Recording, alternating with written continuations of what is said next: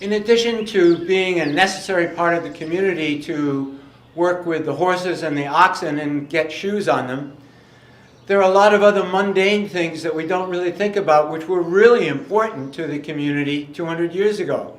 For instance, nails. There was no Home Depot, there was no Ace Hardware. You had to go to the blacksmith if you needed some nails for any project you might have going on at the house or the farm. And so the blacksmith was responsible for creating all kinds of nails, different shapes, different sizes, depending on what the customer needed.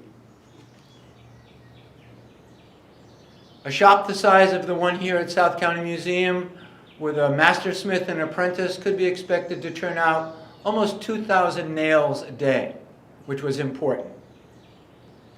One of the best stories I know about nails is that in the colony of Virginia, when people were getting ready to go over the mountains and head west, they would burn down their house, and they would wait a couple of days and then rake through the whole house ashes to gather up the nails that they had used to construct that house so they could bring them with them.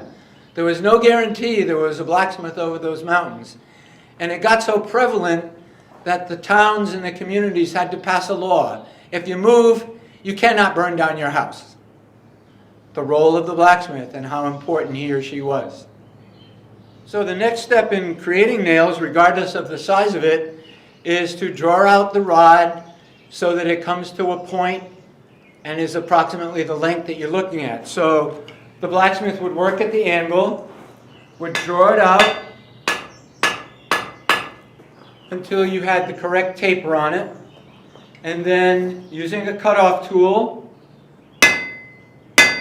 you would break it off, and then the last step, just like with the horseshoes, that's the length. You put it in the header, and you put the head on the nail. All done.